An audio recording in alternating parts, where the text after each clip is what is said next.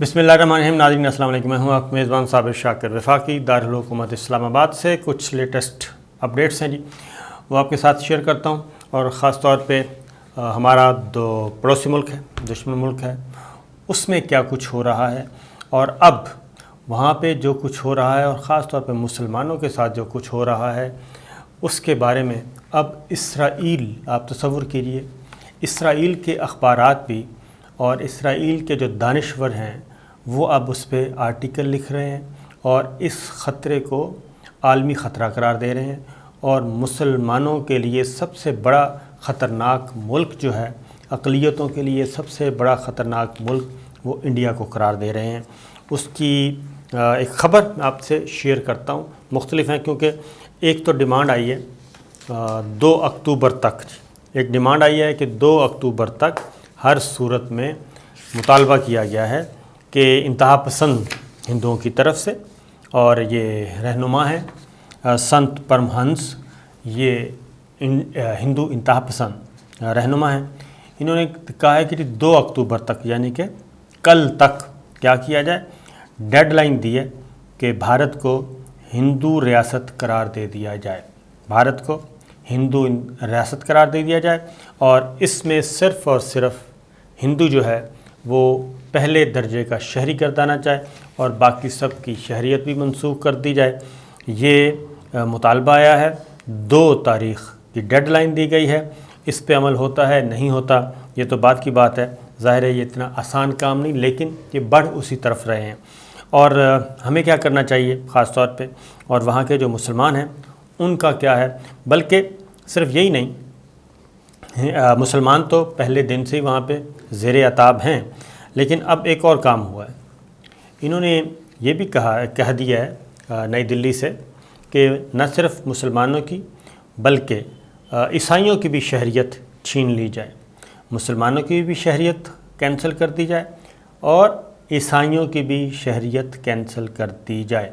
ये 2 मुतालबात आए हैं और अब इस तरफ चल पड़े हैं, क्योंकि मोदी सरकार जो है अगला इलेक्शन मेरा ख़्याल है कि वो इसी नारे पे लड़ने की कोशिश करेगी। उस तरफ बढ़ तो रहे हैं, इंडिया उसी तरफ जा रहा है। और जो कवानीन बनाए जा रहे हैं, नई शहरियत अमेंडमेंट एक्ट और रजिस्ट्रेशन एक्ट, ये सारे के सारे जो बनाए गए हैं वो उसी तरफ लेके जा रहे हैं अपने आप को। अब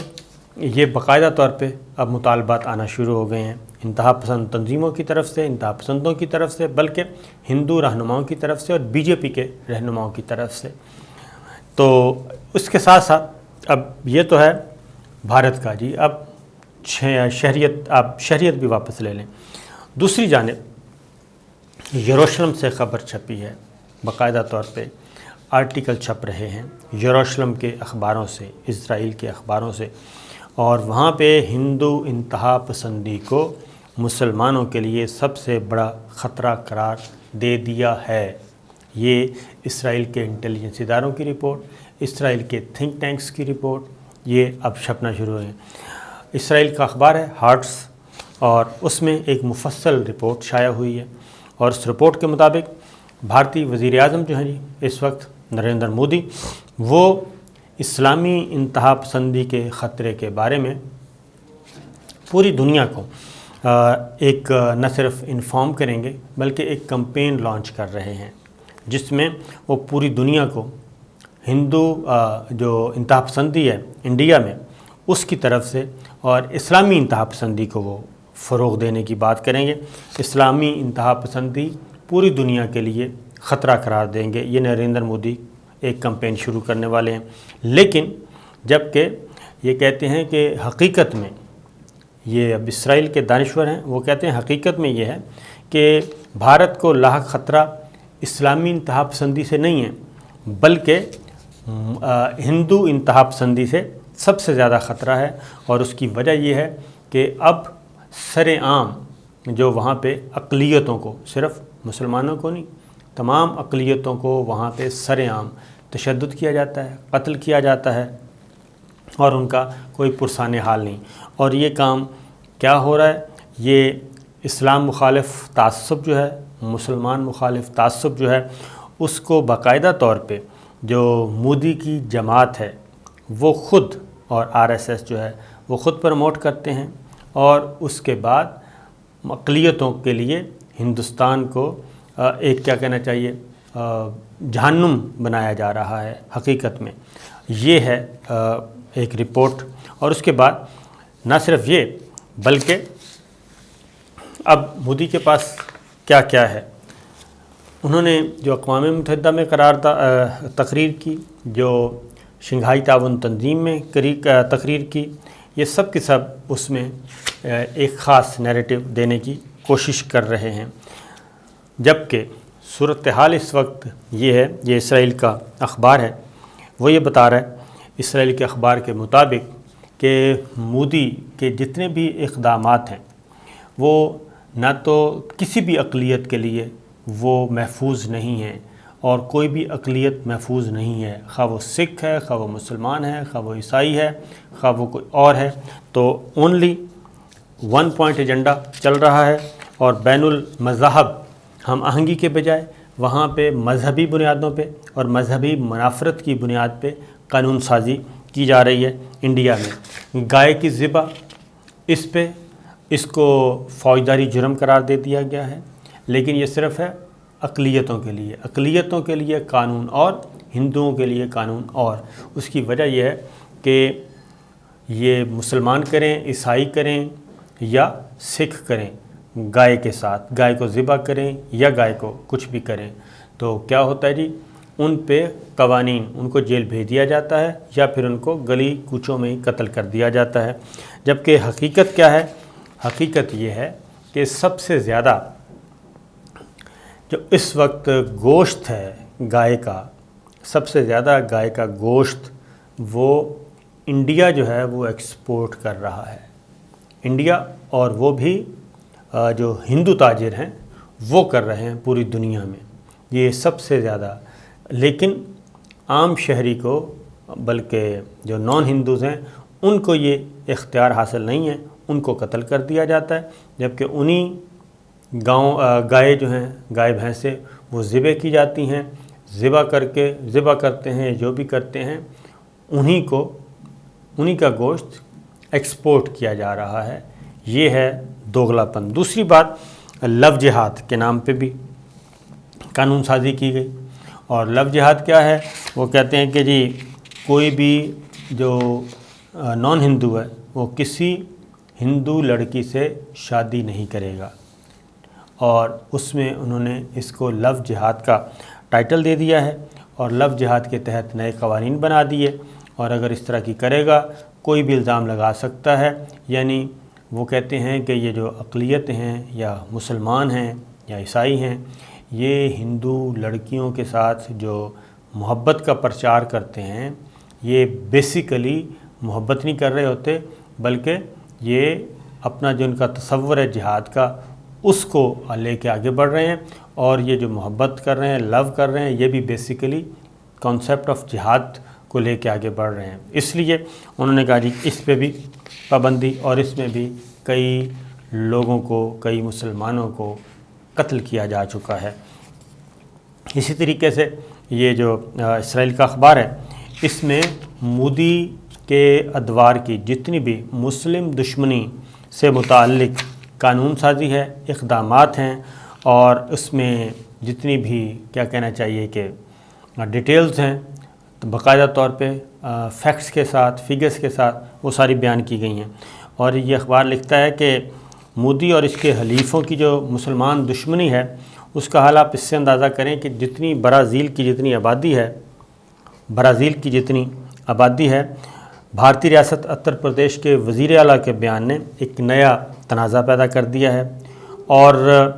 وہ یہ ہے کہ وہ کہتے ہیں کہ حکومتی سبسڈی فراہم کیا جانے والا سارا راشن مسلمان سمیٹ کر لے جاتے ہیں۔ یعنی آپ اس سے اندازہ کر لیں کہ کیسی قانون سازی کی جا رہی ہے کہ اگر سبسڈی دینی ہے تو وہ بھی صرف آپ ہندوؤں کو دیں، مسلمانوں کو نہ دیں، عیسائیوں کو نہ دیں، سکھوں کا نہ دیں، اور سکھوں کا سب سے بڑا روزگار تھا زراعت کا، وہ ان سے چھینا جا رہا ہے اور اس کو کارپوریٹ کلچر میں تبدیل کیا جا رہا ہے۔ 1 سال ہو گیا ہے اور سکھ سڑکوں پہ ہیں، اور 600 سکھوں کو مار دیا گیا ہے، قتل کر دیا گیا ہے۔ جبکہ جو اسی اخبار کی رپورٹ ہے، اسرائیل کے ہی اخبار کی رپورٹ ہے کہ جو انڈیا کا سٹیٹس، جو انڈیا کا جو درجہ تھا 2019 میں، جو اس وقت سیکولر کا لیول تھا، اس وقت جو انڈیا کے سیکولر لیول کو اگر اس معیار سے ماپا جائے تو آج کا انڈیا 1000 درجے گر چکا ہے، جو 2019 میں یا مودی کے آنے سے پہلے ایون جو درجہ حاصل تھا۔ سیکولرزم ختم ہوتی جا رہی ہے، برداشت ختم ہوتی جا رہی ہے، اور وہاں پہ ہندو انتہا پسندی اس کی جگہ لے رہی ہے۔ تو یہ چیزیں آ رہی ہیں۔ ایک اور پھر رپورٹ ہے، اور وہ بھی ہماری رپورٹ نہیں ہے، وہ بھی ویسٹرن میڈیا کی، مغربی ذرائع ابلاغ کی رپورٹ ہے، اور اس میں کیا کہا گیا ہے؟ اس میں یہ کہا گیا ہے کہ یہ حال ہی میں نیوزی لینڈ کو جو ٹیم واپس چلی گئی تھی پاکستان سے، وہ اس کے بعد انگلینڈ کی ٹیم، اور اس کے بعد آسٹریلیا اور ویسٹ انڈیز، ان سب کو جو پاکستان آنے سے روکا جا رہا ہے۔ یہ ایک اور آرٹیکل ہے، اور یہ آرٹیکل برطانوی میڈیا میں چھپا ہے جی، دا ٹائمز کی رپورٹ ہے، اور یہ ہماری رپورٹ نہیں ہے۔ ٹائمز نے یہ انکشاف کیا ہے کہ ان فیکٹ یہ جو بلیک میلنگ کا شکار ہو رہے ہیں آسٹریلیا، برطانیہ، نیوزی لینڈ، ویسٹ انڈیز اور دیگر، وہ شکار یہ ہو رہے ہیں کہ ان کو یہ کہا جا رہا ہے، بورڈز کو بھی، ان ممالک کو بھی، ان پلیئرز کو بھی، کہ اگر آپ پاکستان گئے اور پاکستان کے ساتھ آپ نے کرکٹ کھیلی تو نتیجے میں جو IPL ہے، انڈین پریمیئر لیگ ہے، اس میں اس ملک کے کھلاڑیوں کو نہیں لیا جائے گا۔ نہ صرف ان کھلاڑیوں کو نہیں لیا جائے گا، بلکہ پہلی بات ہے کہ وہ بلیک لسٹ کر دیں گے پورے ملک کو، پورے ملک کی ٹیم کو، ہم نہیں لیتے جی IPL میں۔ اور اگر ٹیم کو نہیں کرنا تو پھر ان کھلاڑیوں کو جو جا کے کھیل لیں گے ان کو ہم IPL میں نہیں لیں گے، جو پاکستان کھیل لیں گے جا کے، یہ چیز۔ اور اب اس بلیک میلنگ کا شکار ہو رہے ہیں۔ اب اس میں کیا ہے؟ اس میں جو بنیادی بات ہے وہ یہ ہے کہ آپ کو معلوم ہے کہ IPL میں بڑے پیسے زیادہ ملتے ہیں۔ ایک طرف تو پیسے ملتے ہیں، یہ تو الگ ہے، دوسری طرف جو چلتا ہے جوا اور میچوں کو فکس کیا جاتا ہے، وہ ایک الگ داستان ہے۔ وہ ملینز نہیں بلینز کا دھندا ہے، اور اربوں روپے کا دھندا ہے، جو کہ اس میں بلیک منی جو ہے وہ بھی وائٹ کی جاتی ہے۔ تو وہ جو چیز ہے اس سے بھی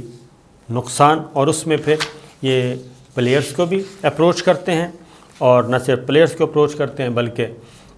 بورڈز کو بھی اپروچ کرتے ہیں، کیونکہ ایسے بہت سارے اسکینڈل آ چکے ہیں میچ فکسنگ کے، اسپاٹ فکسنگ کے، کہ جس میں پتہ چلتا ہے کہ یہ دھندا جو ہے یہ صرف نان اسٹیٹ ایکٹرز نہیں کر رہے، بلکہ اس میں اسٹیٹ ایکٹرز بھی شامل ہیں۔ تو یہ ایک آپ یوں سمجھ لیں کہ مختلف جو ہے اس وقت بلیک میلنگ کا جو تصور ہے